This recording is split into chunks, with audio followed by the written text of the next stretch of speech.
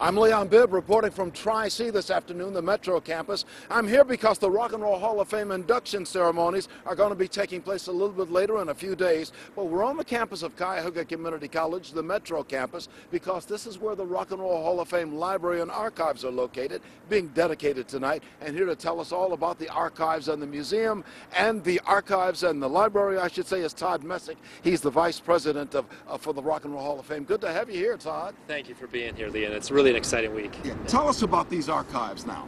Well, at the museum down on the lake, we celebrate this art form. It's a lot of fun. A lot of people get excited about it. It's entertainment for a lot of people.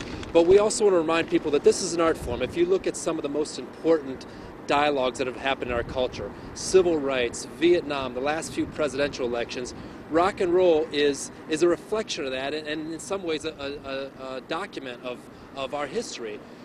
We believe that in 100 years, when people want to look at our culture, that someone's got to preserve it. Yeah. And what the Library and Archives are doing is to serve as a research center, so whether they're journalists like yourselves, writers, students from around the world, and we've already got inquiries from all over the world, they'll come here to learn about the history. There's oral histories, there's papers, there's documents. Yeah. We're documenting the entire history of rock and roll in this building here. You've got everything going. You mentioned Vietnam. When I was serving in Vietnam as a soldier over there, we lived on the rock and roll. I mean, so that's all part of that history.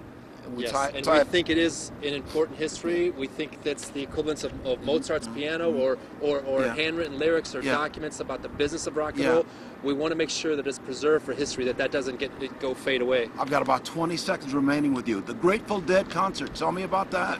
We're opening up a Grateful Dead exhibit at the Rock and Roll Hall of Fame on Thursday. On Friday night, we have a VIP opening. It's sold out, but Mickey Hart from the Dead is coming into play for us. And then the day after there, on Thursday, we're going to open the Grateful Dead exhibit. Oh, you've got a busy thing going here. Yes. Todd Messick, Vice President of the Rock and Roll Hall of Fame. Many thanks, Todd.